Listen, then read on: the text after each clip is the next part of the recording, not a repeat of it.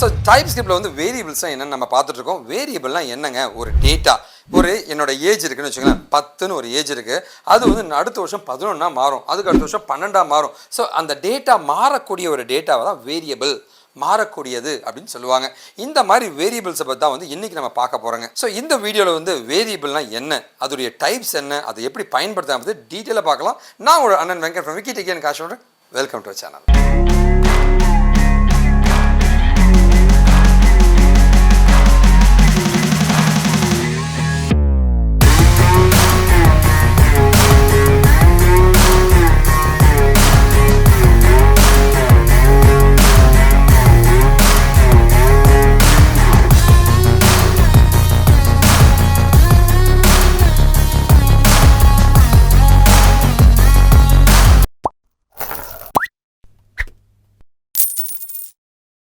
Welcome to Kash Infotech. இன்றைக்கி நான் channel என்ன பார்க்க போகிறோம் பார்த்தீங்கன்னா, டைப்ஸ்கிரிப்டோட வேரியபிள்ஸ்னால் என்ன அப்படின்னு பார்த்தீங்கன்னா, ஒரு கண்டெய்னர். இப்போ நம்ம மொபைலுக்கு எப்படி பேக் கேஸ் போகிறோமோ, லேப்டாப் பேக் எப்படி யூஸ் பண்ணுறோமோ, அதே மாதிரி தான் என்னோட வேல்யூஸை ஸ்டோர் பண்ணுறதுக்கு ஒரு கண்டெய்னர் மாதிரி தான் வேரியபிள்ஸ் யூஸ் ஆக போகுது.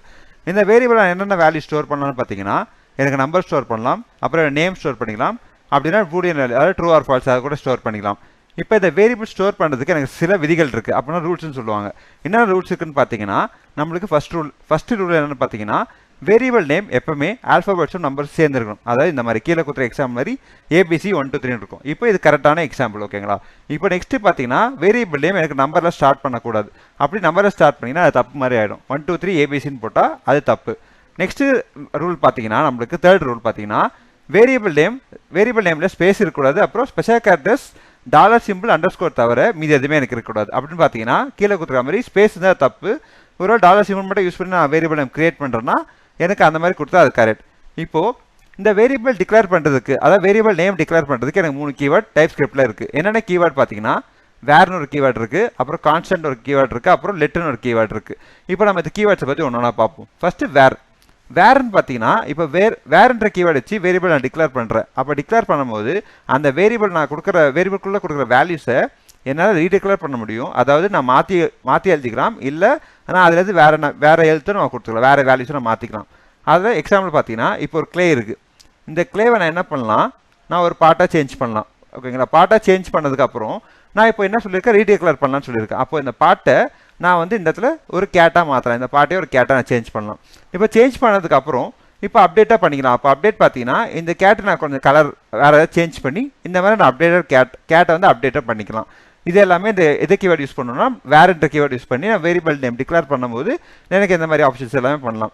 நெக்ஸ்ட் ஒன்று பார்த்தா லெட் என்னென்னா பார்த்தீங்கன்னா, இந்த லெட்டு கீவேர்டு யூஸ் பண்ணி வேரியபிள் டிக்ளேர் பண்ணும்போது நான் வந்து என்னால் ரீடிக்ளேர் பண்ண முடியாது, ஆனால் அப்டேட் மட்டும் பண்ண முடியும். அதுக்கு ஒரு எக்ஸாம்பிள் பார்த்தீங்கன்னா, இப்போ இந்த கோயிலில் எனக்கு ஒரு முருகர் சிலை வச்சுருக்காங்க.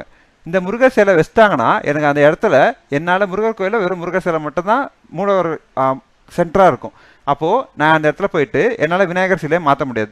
நான் என்ன பண்ணலாம் அப்படின்னு பார்த்தீங்கன்னா, நான் இந்த முருகர் சிலைக்கு கொஞ்சம் கலரு டெக்கரேஷன்லாம் பண்ணி நான் வந்து அப்டேட் பண்ணிக்கலாம். இப்போ பார்த்தீங்கன்னா எனக்கு அப்டேட் ஆகிடுச்சு. இந்த மாதிரி பண்ணால் இது லெட் கீவேர்டுக்கு யூஸ் பண்ணி பண்ணுறது. நெக்ஸ்ட்டு லாஸ்ட்டு கீவேர்டு பார்த்தீங்கன்னா, கான்ஸ்டன்ட் ஒரு கீவேர்டு இருக்குது. அப்படின்னு பார்த்தீங்கன்னா, கான்ஸ்டன்ட் தான் நம்மளுக்கு ஷார்ட்டாக கான்ஸ்ட் அப்படின்னு கொடுத்துருவாங்க.